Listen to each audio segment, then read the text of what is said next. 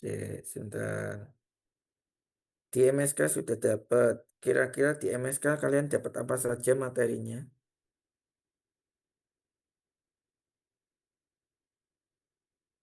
Halo, kalian dapat apa saja di MSK? Prinsip MS sudah dapat.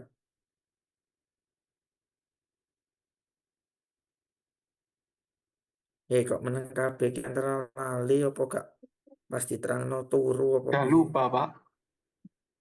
Nah, ya apa ngene iki? Sing tak terangno minggu kemarin jangan-jangan juga sudah lupa. Masih ingat, Pak. Kan kemarin baru mengerjakan tugasnya. Oke, berarti memang harus ngerjakan tugas berarti ya kalau begitu ya.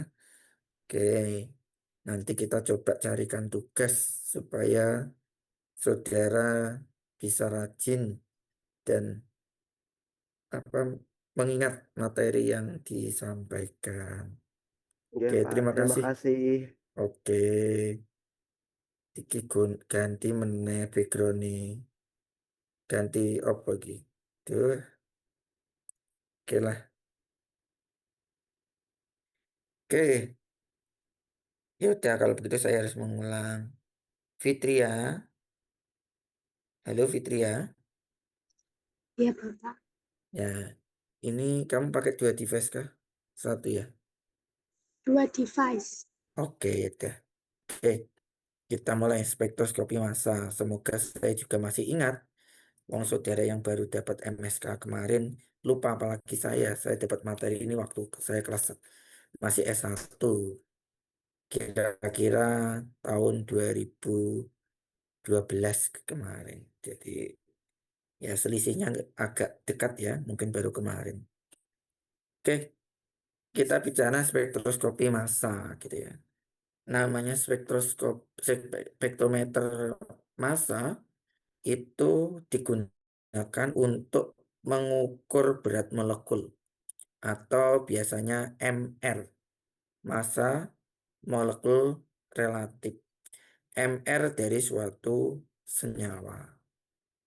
Dalam hal ini yang akan kita bahas otomatis adalah senyawa organik. Apakah bisa kalau senyawanya itu organologam? Bisa. Kalau senyawanya itu anorganik, bisa apa tidak? Bisa. Tetapi MS itu biasanya digunakan untuk senyawa organik maupun organologam. Kalau yang pure senyawa anorganik itu biasanya pakai ICP metodenya. Jadi bukan pure MS. Oke, di sini nanti itu dia itu akan mengubah senyawa organik gitu ya, molekul organik ini akan ditembak dengan suatu elektron. Nah, sehingga ketika dia ditembak dengan elektron, dia akan menjadi suatu kation radikal.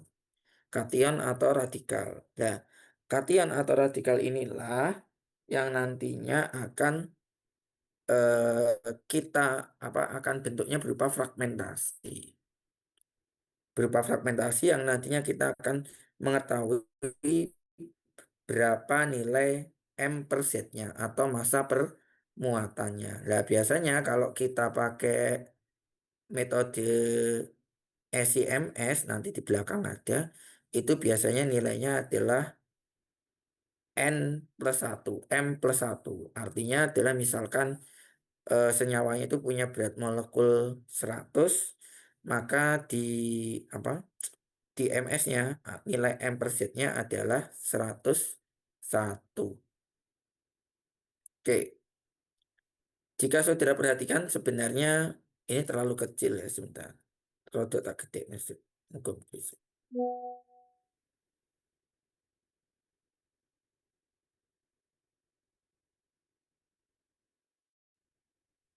Ini di spektra massa atau spektrum massa itu adalah hubungan antara M per Z dengan intensitas.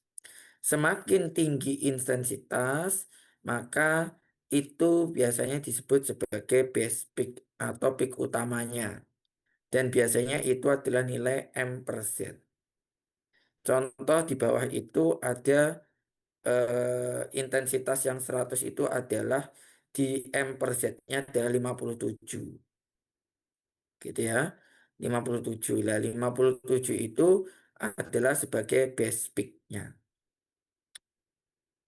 atau peak yang utama. Oke, saya lanjutkan dulu. Ini adalah instrumen prinsip kerja daripada MS spektroskopi gitu ya. Jadi nanti sampel hampir sama kayak HPLC sebenarnya, tetapi itu HPLC atau GC itu sebenarnya adalah pemisahan kimia atau pemisahan senyawa organik. Kalau LC berarti liquid, kalau GC berarti gas. Yang membedakan adalah hasil pemisahan itu akan diolah di spektrometer massa. Jadi sampel itu akan masuk ke dalam tabung ya. Tabung itu di dalamnya itu ada filamen dan lain sebagainya, dan ada elektron beam yang bertugas untuk menembakkan elektron ke sampel sehingga sampel itu nanti akan ada yang melepaskan, ada yang bergabung, ada yang terpisah dan lain sebagainya. Akan terputus berdasarkan fragmen-fragmen tertentu. Jadi ketika ditembak itu ikatan-ikatan dari molekul itu bisa saja putus atau pecah. Kemudian dia akan diteruskan ke dalam suatu tabung yang di situ ada suatu medan magnet.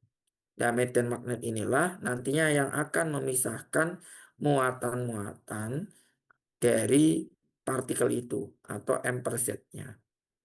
Kemudian nanti dari situ akan ditangkap oleh detektor dan akan ditampilkan dalam bentuk record atau spektra. Untuk metode MS itu ada banyak ya. Ini ada beberapa metode MS yang sering digunakan. Yang pertama ada EI atau electron impact gitu ya. Electron impact ini biasanya digunakan untuk molekul-molekul yang kecil atau eh, mudah sekali menguap gitu ya, memiliki titik-titik rendah. Biasanya dia itu bisa berupa gas atau liquid gitu ya. Kemudian ukuran masanya itu sekitar 1000 Dalton. Jumlah yang diperlukan itu hanya 1 sampai 2 miligram. Kemudian ada chemical ionization gitu ya. Itu juga sama seperti tadi. Yang membedakan adalah kalau yang elektron impact itu adalah nanti itu ditembaki oleh elektron sehingga dia membentuk muatan tertentu fragmennya. Sedangkan kalau chemical ionization maka akan ditambahkan suatu reagen tertentu yang dia itu akan membuat eh, sampel itu mengalami ionisasi. Sama masanya adalah batasnya adalah 1000 Dalton. Kemudian ada ESI atau elektron spray. Ini biasanya digunakan untuk menganalisis peptida, peptide, dan senyawa-senyawa non-volatil. Sampelnya itu biasanya metode analisis ini biasanya menggunakan LC atau liquid chromatografi. Nah, masanya itu bisa sampai 200.000 Dalton. Sedangkan jumlah sampelnya itu lebih sedikit dibandingkan jumlah sampel daripada yang EI atau CI tadi. Itu cuma 1 sampai 300 pikomol per mikroliter. Sangat kecil. Kemudian berikutnya ada FAB atau Fast Atom Bombardment. Ini biasanya untuk analisis dengan menggunakan untuk senyawa-senyawa karbohidrat, organometal, peptida, dan lain sebagainya. Ini masanya adalah sampai 6.000 Dalton. Dan yang terakhir ada MALDI. MALDI ini digunakan untuk analisis peptida, protein, nukleotida, dan lain sebagainya. Beratnya itu bisa sampai, masanya bisa sampai 500 Dalton. Dan sampel yang diperlukan itu sangat kecil, yaitu 250 f-mol sampai 500 pikomol. Sangat kecil. Nah, kemudian begini, mungkin ada yang bertanya, Pak, dari sekian banyak metode ini, gitu ya, itu kira-kira mana yang paling powerful? Atau mungkin mana yang paling bisa digunakan? Atau kalau Pak, saya di lab itu hanya punya GCMS, saya yang menganalisis sampel, gitu. Jadi begini, kalau saudara itu nanti memilih metode, itu tergantung dari jenis sampel yang saudara miliki. Misal, kalau saudara sampelnya itu adalah apa, minyak atsiri, gitu ya, minyak atsiri yang notabene adalah suatu senyawa volatil yang memiliki massa itu tidak lebih dari 400, ya, kurang lebih sekitar 350 lah. MS-nya itu, MR-nya itu biasanya 350-an, tidak sampai segitu, maka saudara bisa menggunakan GCMS. Bisa pakai GCMS atau CIMS.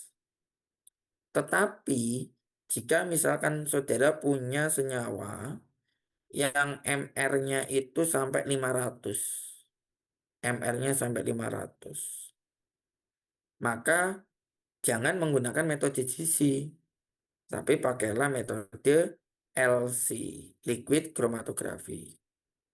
Nah, untuk ionisasi, metode ionisasinya itu silahkan pakai yang SC, SCMS. Untuk vape dan multi itu sangat powerful ya sebenarnya. Tetapi metode ini itu kalau di kita di Indonesia itu jarang sekali digunakan. Yang paling banyak digunakan di Indonesia ataupun di penelitian-penelitian organik yang menggunakan molekul organik, biasanya metodenya adalah elektron impact, kalau nggak gitu elektron spray. Jadi kalau nggak EI, ya ESI. Sampai sini apakah ada yang ditanyakan?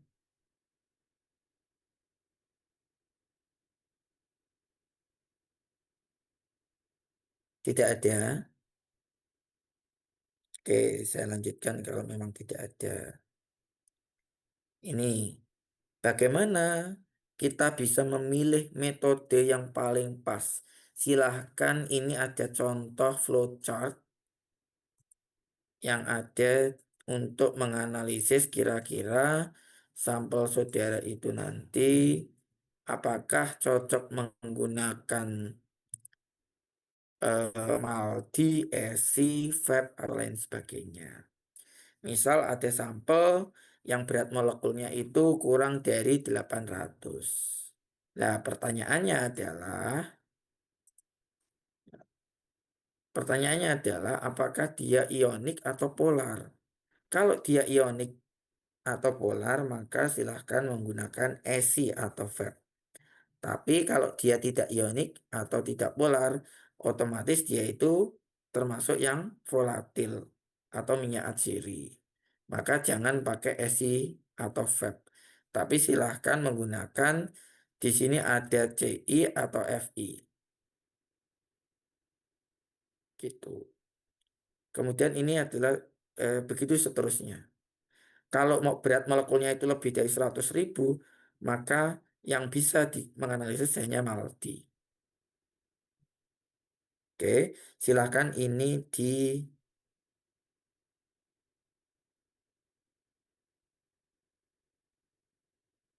silakan ini apa? Dipahami. Jika ada yang ditanyakan, silakan.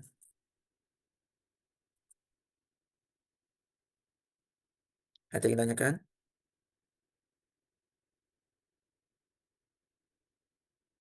Halo? Tidak ada?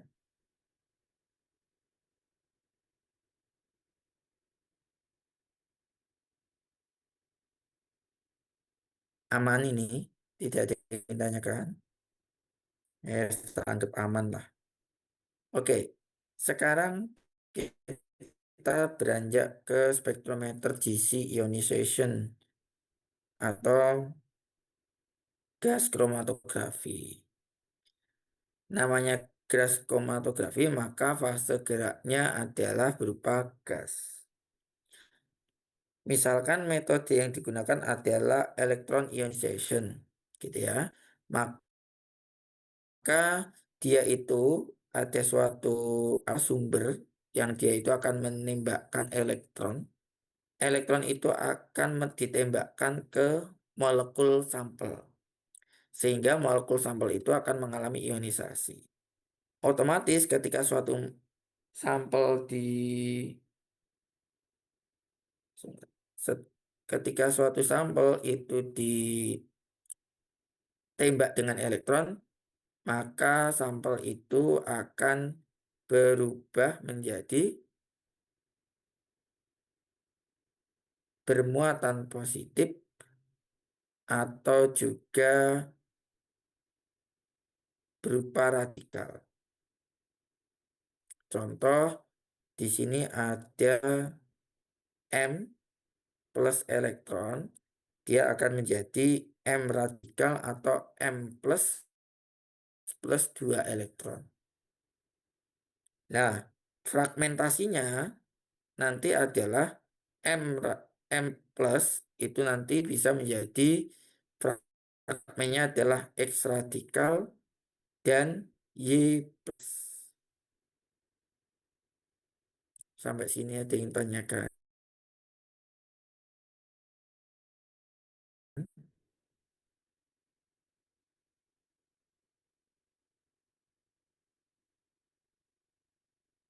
Halo, halo. Tidak ada. Kalau tidak ada saya agak cepat kalau gitu. Slide saya ada 71. Oke, di sini contoh. Di sini gas pembawanya adalah nitrogen dan helium yang membawa sampel. Di sini nanti dia itu akan membawa sampelnya, kemudian sampel itu akan dibombardir dengan elektron, gitu ya. Sehingga nanti elektron itu akan memecah sampel itu, sehingga nanti akan ada ini sampelnya. Maka gas yang dibawa itu bisa menjadi N4 plus, kemudian bisa menjadi N2, N2 plus, sedangkan sampelnya itu juga nanti akan bisa menjadi M plus H plus. Nah, M plus H plus inilah yang disebut sebagai M per Z. Di sini ada suatu senyawa, gitu ya. Kalau dia terfragmentasi, fragmennya di mana? Bisa putus di sebentar. Bisa putus di sini. Kalau di sini berarti nanti C-nya itu bisa bermuatan positif jika semua elektronnya itu ditarik oleh C karbonil. Atau juga dia bisa bermuat yang karbonil ini dia juga bisa bermuatan positif. Atau juga bisa C itu bermuatan positif, C yang di ikatan bensin bermuatan positif, ataupun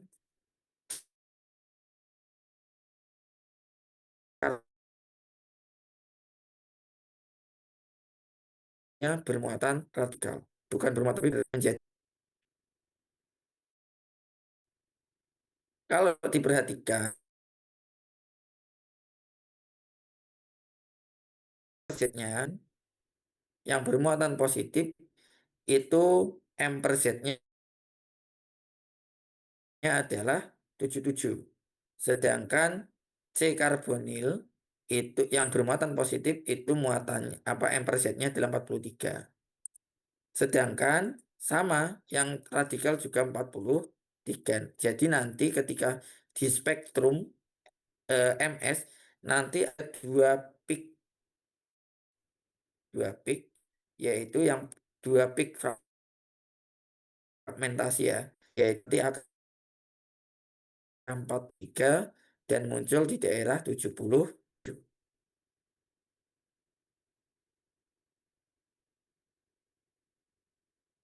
Sampai sini ada yang tanya? Tidak ada. Oke, contoh kedua. Ini ada CH2Cl2+. Dia akan terfragmentasi menjadi CH2Cl+ dan Cl radikal. Dia akan muncul di D49 dan 51.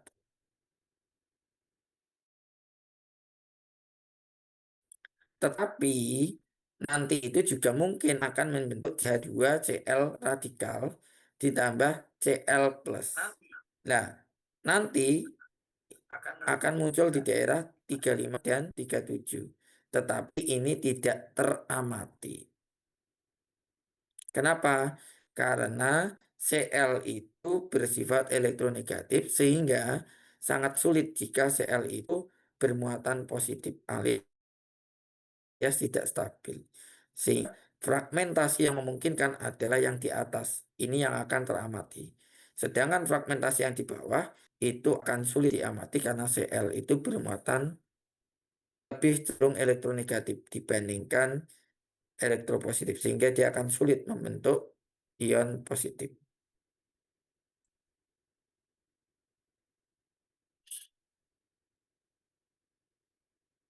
Yes, langsung. Di sini ada metana. Contohnya metana. Dengan metode CI. Ini yang CI ya. Kalau tadi EI, ini CI. Ada metana, dia itu ditembak dengan elektron.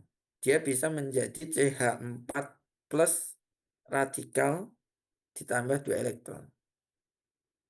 Atau juga CH4 ini dia akan bereaksi dengan CH4 plus radikal lagi. Membentuk CH5 plus dan CH3 radikal. CH5 plus itu dia bisa bereaksi dengan MI atau senyawa kimia yang lain. Kemudian dia akan membentuk MH plus plus CH4. Maka nilainya itu yang MH plus inilah yang disebut M plus 1. Misalkan M-nya itu berat molekulnya adalah 50, maka dia akan teramati di daerah 51.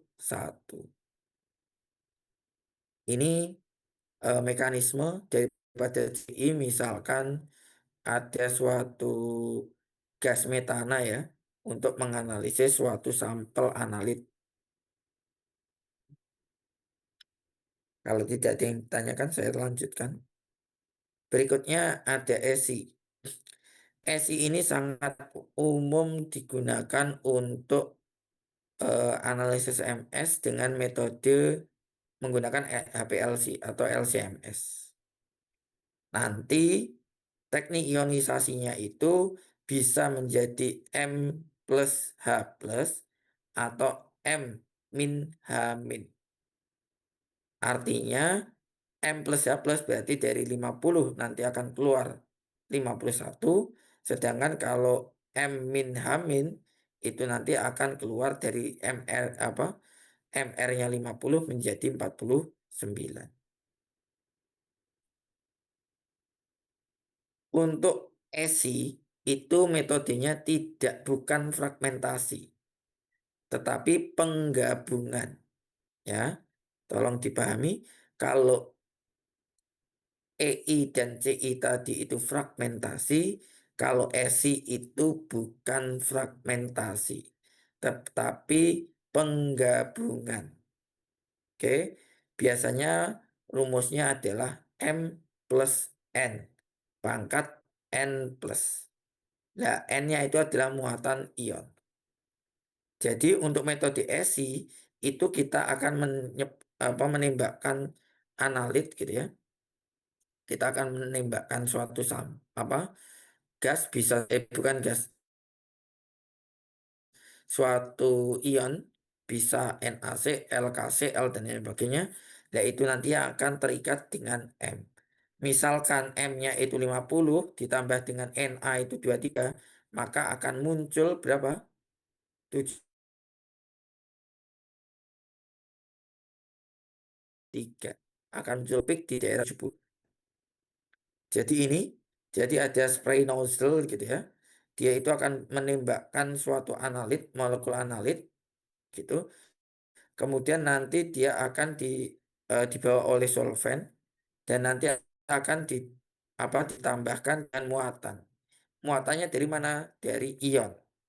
Ion yang ditembakkan bisa Na, bisa KCl, kemudian Br tergantung daripada analitnya.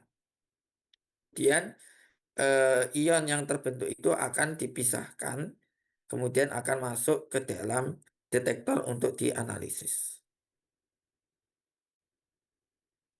Oke, sampai sini ada yang tanyakan belum?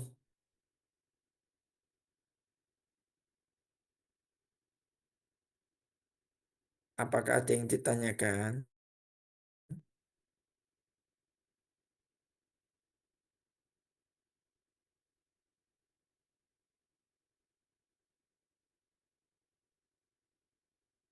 Halo, halo. Himatul, halo Himatul. Himatul, Ya, Pak. Himatul. Tadi perbedaan EI, CI sama SI apa ya?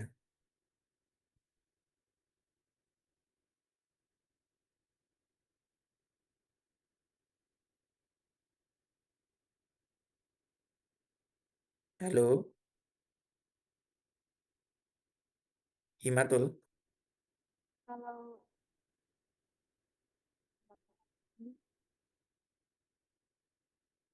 Apa?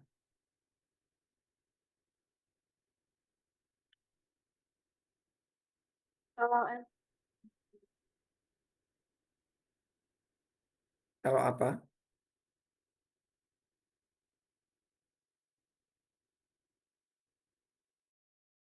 Ayo dan Himatul. kalau IT nggak ada fragmentasi ada. Gimana, gimana?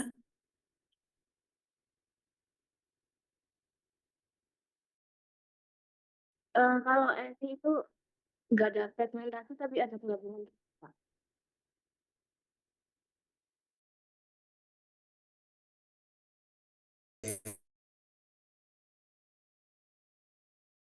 Eh, dan EI itu adalah Kita dari pengiriman dari Surabaya. Yuk guys ya Mas. Ligika. Kamu online apa ikut kuliah? Ligika, Iya Pak. kamu online apa ikut kuliah?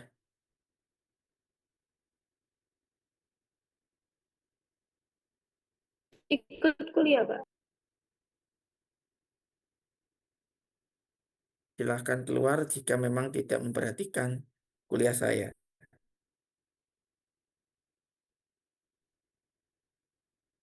Sudah saya remove dari sini. Rikana, halo Rikana.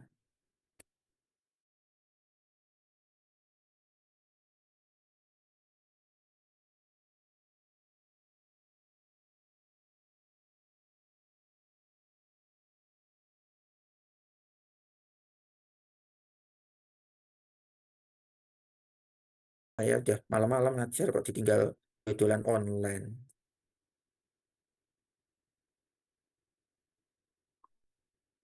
Kalau tidak mau kuliah ya tidak masalah buat saya. Oke, saya lanjut. Yang terakhir ada VAP. VAP ini seperti yang disampaikan tadi bahwa VAP itu digunakan untuk analisis senyawa yang bobot molekulnya cukup besar dan tidak mudah menguap gitu ya. Dan nanti di dalam spektrumnya biasanya ditambahkan garam-garam tertentu. Misalkan NaCl kasih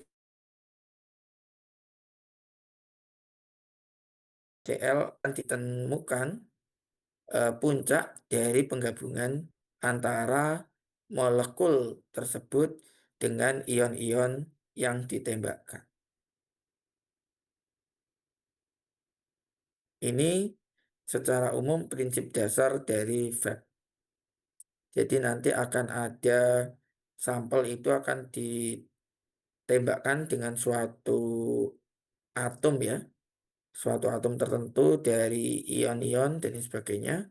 Kemudian nanti dia ditembak sehingga dia nanti akan membentuk suatu muatan. Ini contoh spektrum dari fab, hasil analisis MS dengan fab. Jadi nanti itu bisa membentuk M-2H 2-. Kemudian dia juga bisa membentuk yang lainnya. Bisa M-3H plus Na 2-. Kemudian ada M plus H2PO3 -3H 2-. Jadi nilai dari fab itu memang sangat MS-nya itu besar dibandingkan yang lainnya. Oke, sampai sini ada yang tanyakan Mbak, sebelum saya lanjut. ada yang kepental dari Zoom, Mbak. Ramdan. Siapa? Katanya Kenapa dia kepental? itu, sinyalnya jelek. Saya buka segera masuk. Iya, Pak. Saya tidak izinkan Ligika untuk ikut kuliah saya. Saya menerangkan kok. Ditinggal dodolan online.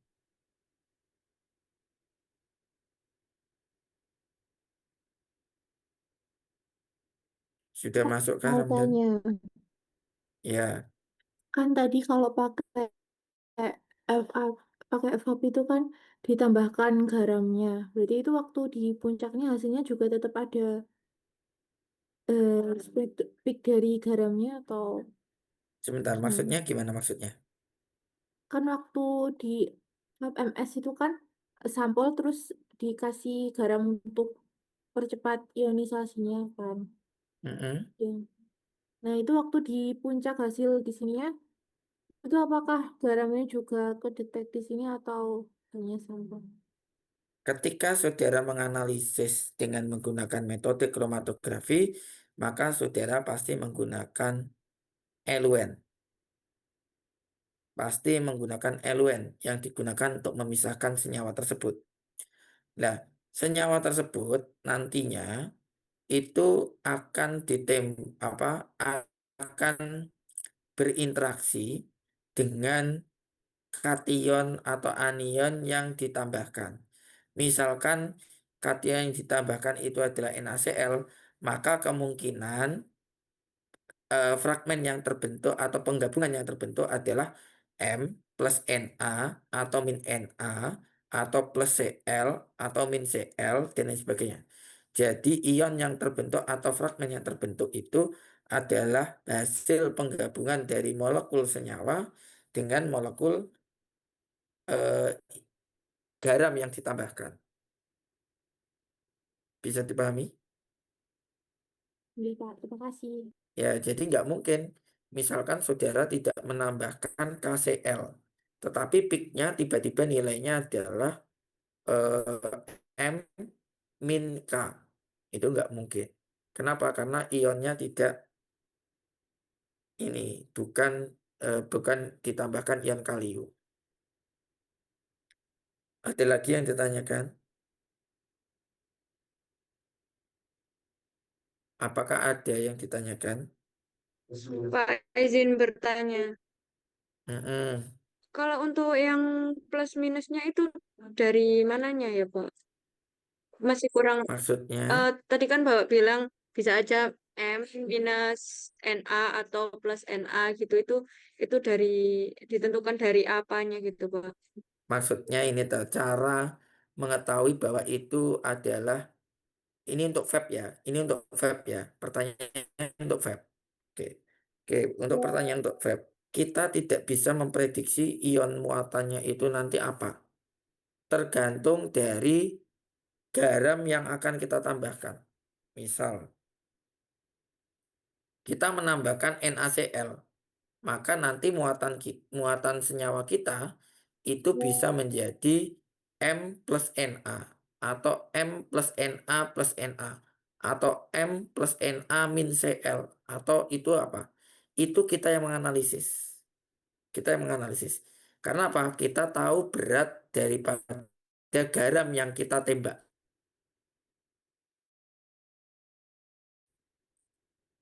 Karena apa? Fab itu penggabungan, bukan fragmentasi. Ingat, kalau pakai EI atau CI tadi fragmentasi, kita sudah bisa tahu, oh ini akan terputus di sini. Nanti akan misalkan akan menghasilkan molekul dengan berat sekian.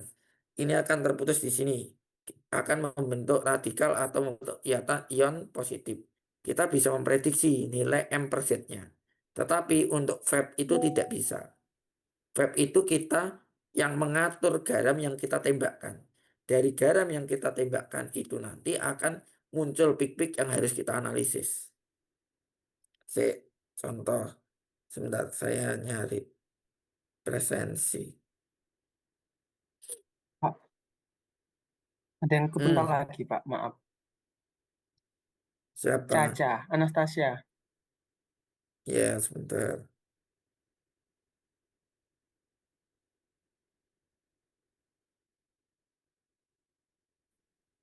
Segera suruh masuk ya. Ya, Pak. Ya, silakan.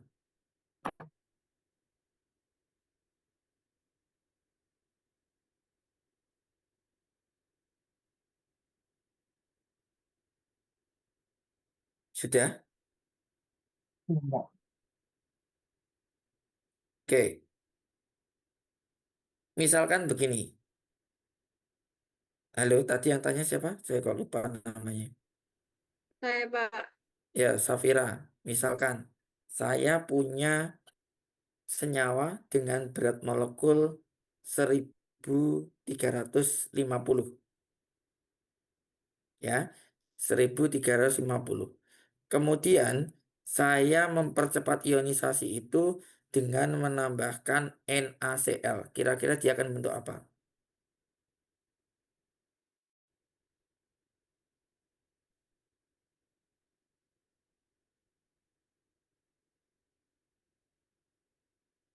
Masih nggak nyambung? Masih tidak nyambung, Pak. Maaf. Ya, wes, nek tak stop share sih. Tak bukakan whiteboard.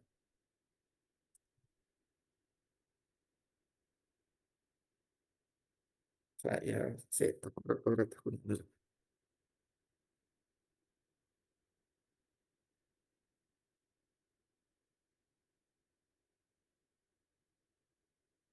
Oke, nah, nah ini whiteboard. Udah kelihatan ya whiteboard saya? Sudah, Pak. Bisa, Pak. Oke, misalkan, loh mana whiteboard saya kok? Misalkan saya punya suatu senyawa dengan berat 1351. Ini adalah senyawa, anggaplah ini M. M-nya adalah 1351. Kemudian saya akan menganalisis senyawa ini dengan menambahkan KCl, NaCl, sorry. Kita ketahui bahwa Na itu AR-nya berapa? 23. Cl berat AR-nya berapa? 35,5. Nanti peaknya itu, sebentar kok hilang. Sebentar. Nanti peak yang akan terbentuk dari 1351 itu bisa 1351 plus 23. 23 dari mana? Dari Na. Berarti nanti adalah Na, M plus Na. Keluarnya berapa ini? 1351 ditambah 23. 174. 1374. 74. Jadi nanti akan muncul peak di daerah 1374. Misal lagi akan muncul di daerah berapa ini? Kalau misalnya 1351 ditambah 23 min 35,5. Berapa ini ketemunya?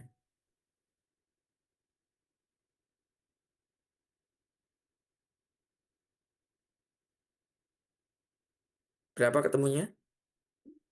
1338,5. 1338,5. Ya. Nanti akan muncul di daerah ini. Di sini itu nanti akan ketemu pola-pola seperti ini. Dari pola-pola seperti inilah nanti yang akan kita tentukan bahwa nilainya adalah nanti 1351 base peak-nya. Jadi nanti munculnya di hasil MS itu ya nanti cuman M plus NA misalkan ya. Bisa juga M plus NA plus NA plus bisa juga M plus CL min NA. Bisa seperti itu. Tergantung dari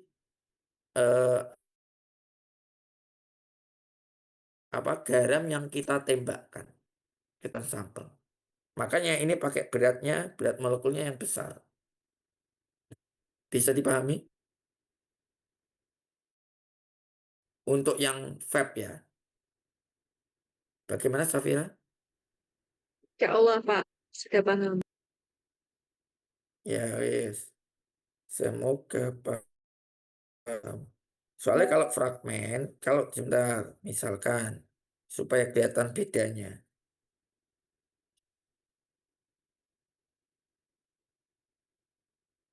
Misalkan saya punya senyawa seperti ini. Bensin lah.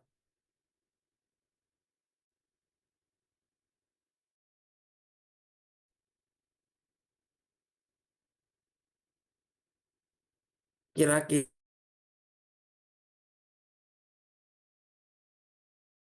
EI atau CI, fragmentasi yang muncul berapa saja? Hal yang pertama kita analisis, senyawa ini itu MR-nya berapa? Coba dihitung MR-nya.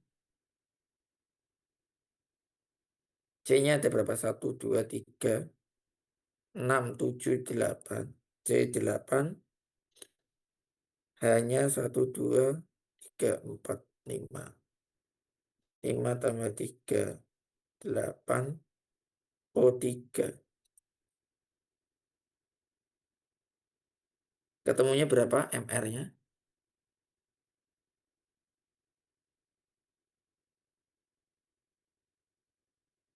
Ayo MR-nya ketemunya berapa?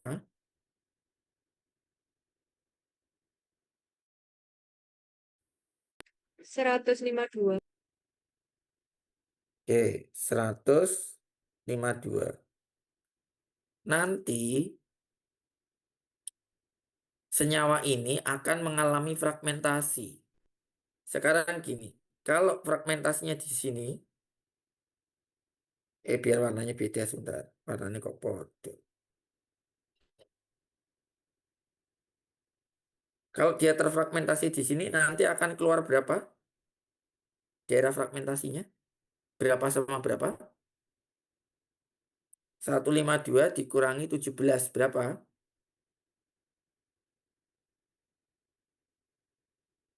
152 dikurangi. 35. Kan OH ini 17 kan? Berapa? 135. 135. Oke, nanti akan muncul peak di daerah 135 dan 17. Kemudian, kalau nanti terfragmentasi di sini, dia akan muncul di daerah berapa?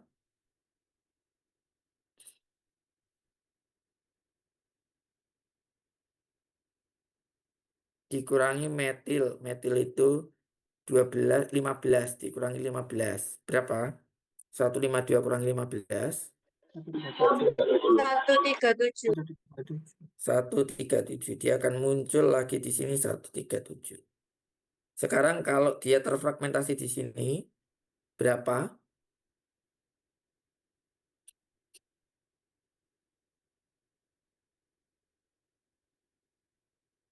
16 kali 2, 32 ditambah 12, ditambah 1. 32 ditambah 13 berapa? 45. Berapa? 45. 45. 45. Halo? Nah, nanti akan muncul 45 dan berapa? Berapa? 107. 107. Ya, nanti akan muncul di sini 107. Nah, ini akan berpasangan terus. Ini berpasangan dan ini, dan ini, dan ini. Nanti akan masih ada lagi kalau misalkan bensin. Bensin itu berapa? Nanti akan terus begitu fragmentasi. Jadi nanti pik-piknya itu akan saudara harus menganalisis fragmentasinya. Bisa dipahami? Ada yang tanyakan? Pak, izin bertanya. Ya, Untuk menentukan putusnya si fragmen itu gimana ya, Pak? Masih belum nyambung di otak saya, Pak. loh. Gini, untuk menentukan kira-kira yang akan putus itu kan gugus Iya, Pak. fungsi ya.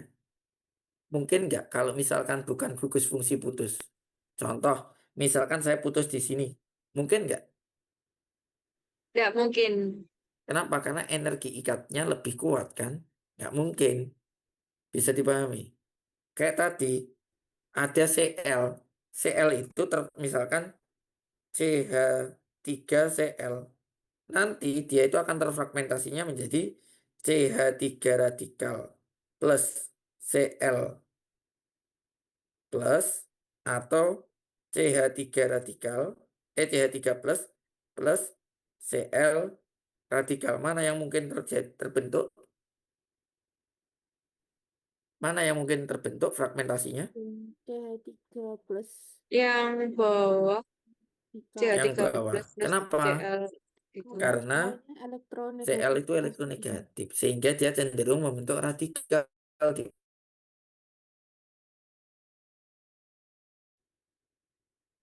Bisa dipahami? Berarti misalkan ini terbentuk ya, tadi yang OH-nya lepas, berarti kan nanti bentuknya seperti ini.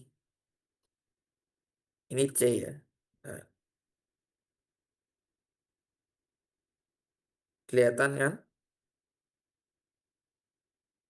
Ini akan cenderung membentuk ion positif plus OH radikal. Bisa dipahami?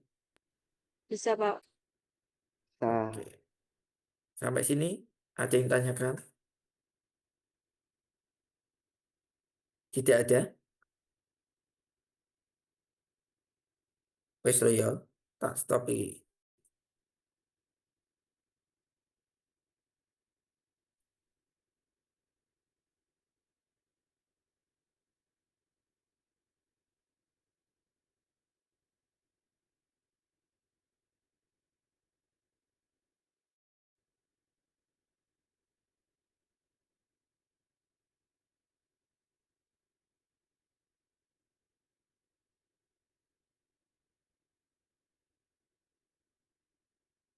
Kalian sudah keluar dari whiteboard?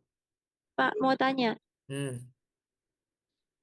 Kalau radikal itu harus sama plus kah atau bisa sama minus? Dari tadi kita bicaranya hanya positif dan radikal. Tidak ada negatif di dalam ESI, EDI, dan CI. Kenapa? Karena yang ditembakkan kan elektron. Ketika suatu material ditembakkan dengan elektron, maka dia itu akan membentuk muatan positif atau radikal, bukan muatan negatif dan radikal. Bisa dipahami?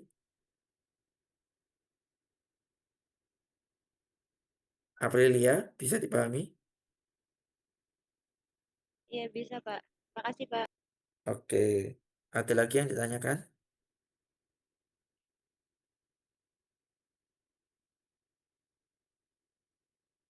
Ada yang ditanyakan?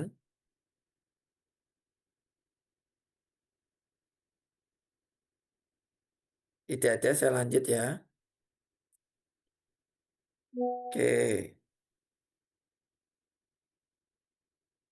Ini loh baru kita bicara interpretasi. Contoh, misalkan ada berat molekul yang kita peroleh itu 72.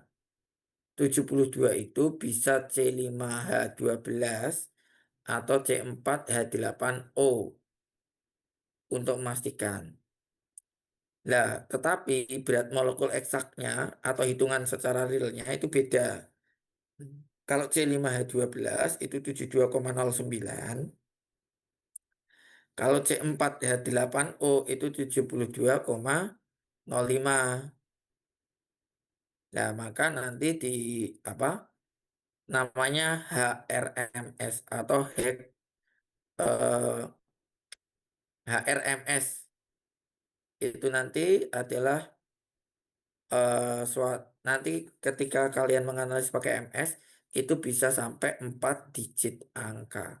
Itu kalau pakai HRMS. Saya kok lupa ya kepanjangannya HR itu apa? Apa ya? Pokoknya itu HRMS, nanti silahkan saudara cari, saya kok lupa panjangannya. Tapi kalau cuman MS biasa, biasanya cuman 72,0 atau 72,09 atau 72,03. Biasanya kalau yang detail sampai 4 digit itu yang pakai HRMS. Kemudian ini ada isotop. Saya rasa saudara sudah tahu lah kalau isotop, bisa saya lewati. Ini, misalkan spektrum molekul dengan M+ dengan adanya nitrogen. Jika masanya genap, itu dapat berisi, senyawanya itu dapat berisi CHO halogen. N-nya genap. Kalau masanya ganjil dapat berisi CHO halogen dengan N-nya ganjil. Contoh, masa genap dari masa M+ genap itu berasal dari penataan ulang antara dua ikatan putus.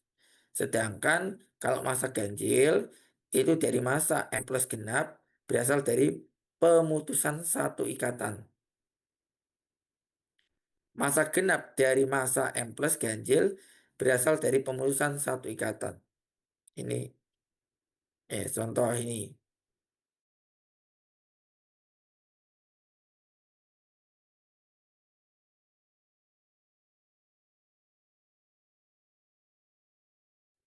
Misalkan di sini ada persentase +1 per M dikalikan dengan jumlahnya dan jumlah daripada atom C, persentasenya. Terus seperti itu. Dari mana ini 1,1, 0,16, kemudian 0,38, ini diperoleh dari tabel ini tadi. Nah, ya, diperoleh dari persentase daripada masing-masing isotop. 1,1 ya ini. Karbon itu 1,1, hidrogen 0,016, nitrogen 0,38, oksigen 0,04. Itu yang nantinya akan digunakan untuk menghitung menghitung M+1 dan M+2. Bedanya di mana? Ya bedanya cuma di rumus ini. Kalau M+1 ya M+1 per M, kalau M+2 ya M+2 per M. Beratnya itu setara dengan, kalau yang M+2 berarti 1,1 kali jumlah atom C kuadrat dibagi 200. Dan seterusnya. Apakah bisa dipahami? Pak mau tanya. Mm-mm. Tadi kan ada masa yang jumlahnya genap sama ganjil ya. Yang jumlahnya genap kan tadi CHO. Nah itu caranya nentuin CHO genap atau ganjil itu gimana? Kan nanti itu sebenarnya ini itu adalah teori terbentuknya spektra. Nanti itu nanti itu kalian tuh cuman dapat data itu kayak gini aja. Data itu cuman dapat spektra kayak gini. Spek mana ya? Loh, kok tak kayak buatlah kelompok. Nanti itu kalian akan dapat misalkan spektra seperti ini. Nah, dari spektra seperti inilah nanti itu saudara akan mengetahui nilai M-nya itu genap atau ganjil. Misalkan 43. 43 ini genap apa ganjil? Ganjil. 86 genap atau ganjil? Genap kan? Nah, tadi kalau misalkan ganjil itu diperoleh dari mana? Pemutusan satu ikatan. Kalau genap pemutusan dua ikatan. Bisa dipahami? Ikatan. Ikatan. Bisa, Kakak. Oke. Ada lagi yang ditanyakan?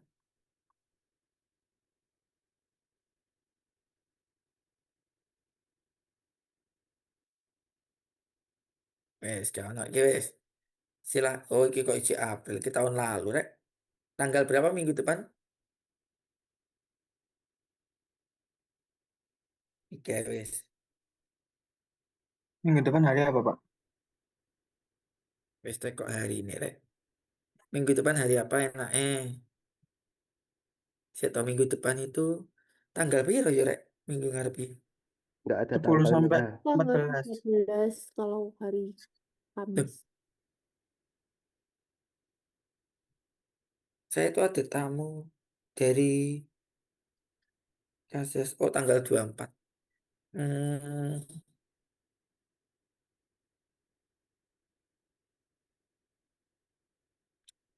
kalian bisanya hari apa? Kayak gini atau milih hari Sabtu? Sabtu. Jangan Bangsat. Sabtu. Sabtu pagi, Pak. Sabtu pagi itu aku yang ngajar ya, rek. Ya wes lah, nanti gantian. Minggu ini kalian yang malam Jumat, minggu depan kalian yang Sabtu. Nanti kelas B biar ganti yang hari Jumat minggu depan. Oke? Oke. Oke, Kak. Ya, kalian diminta untuk memfragmentasikan. Fragmentasi itu seperti apa ya? Yang seperti saya contohkan di whiteboard tadi.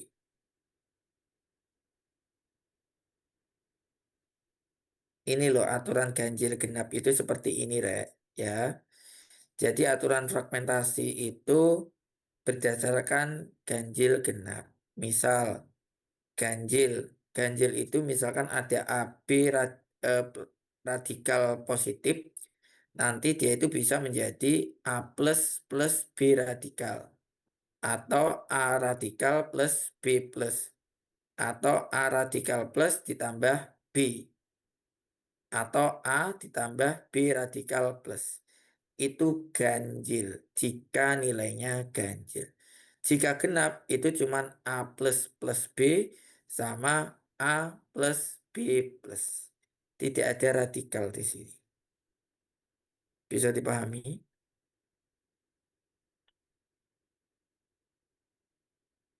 Bisa dipahami belum? Bisa.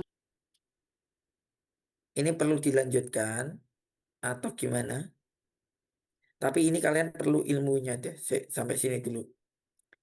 Misalkan di sini, saudara ya, saudara itu punya senyawa yang dia itu misalkan ini, otomatis senyawa ini itu nanti akan terfragmentasi menjadi M per Z 57. 57 itu dari mana? C-nya itu ada 4. C4 itu C4 kali 12 berapa? 48. 48 ditambah 9. 57. Berapa? 57. Ya, berarti M per Z ini ada 57. Sedangkan CH3 yang dilepaskan berapa muatannya? Berarti M per Z-nya 12 tambah 3, 15. Ini misalkan pada alkana hilangnya metil itu min 15, hilangnya etil itu min 29, hilangnya propil itu min 43, hilang butil itu min 57. Contoh di sini. Ini ada spektrum MS dari 2 metil pentana.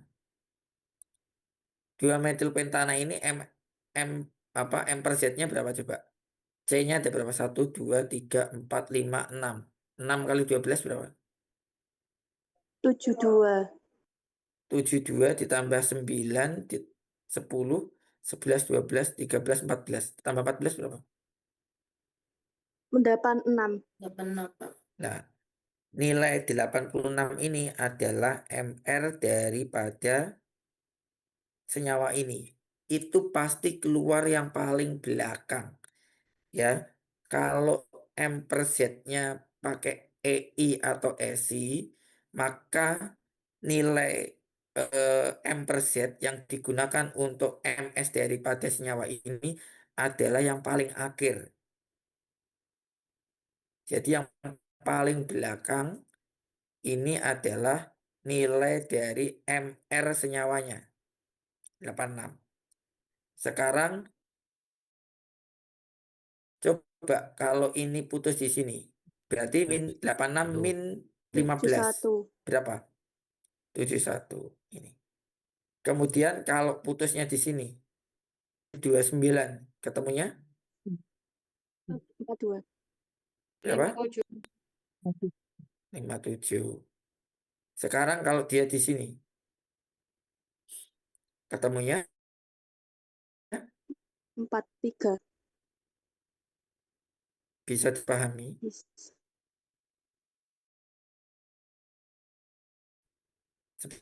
Seperti itu ya. Ada yang tanyakan?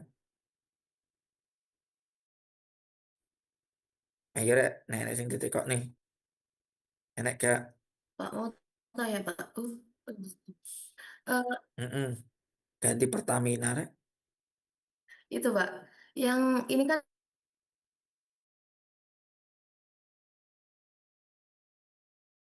Oke, kok bukan panjang toh, tinggi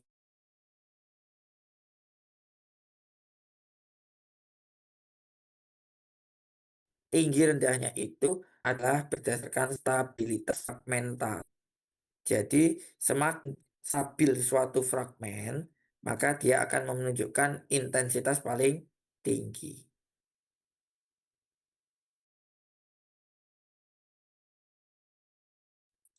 Kayak ini kan ada 50 contoh.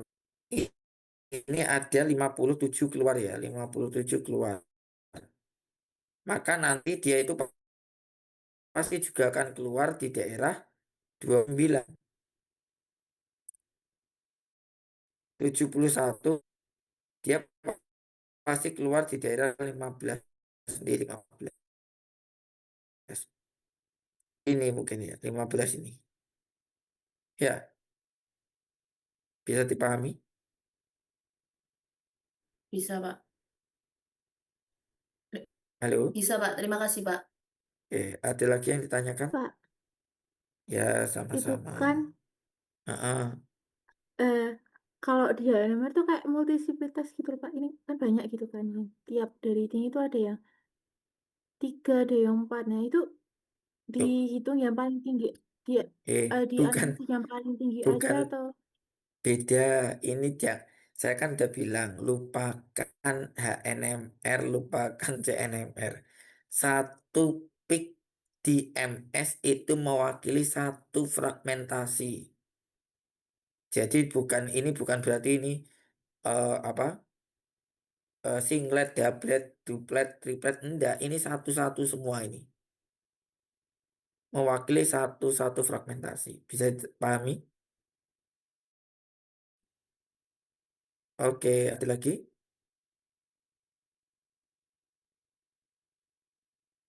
Sudah? Ada yang tanyakan sampai sini?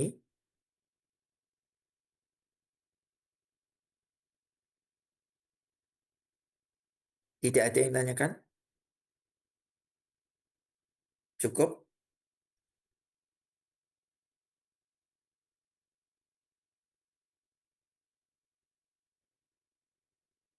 Waduh, masih banyak ternyata.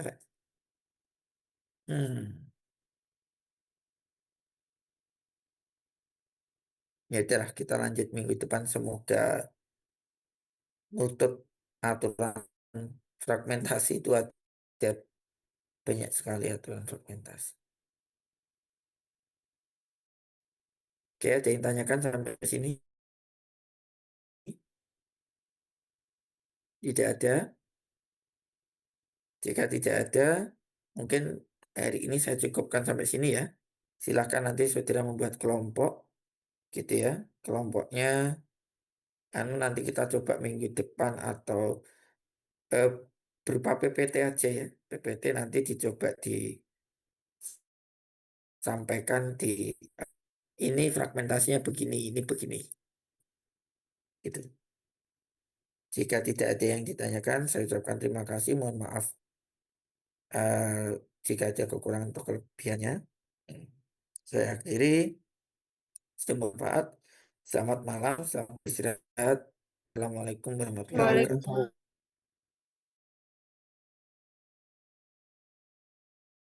Waalaikumsalam. Waalaikumsalam.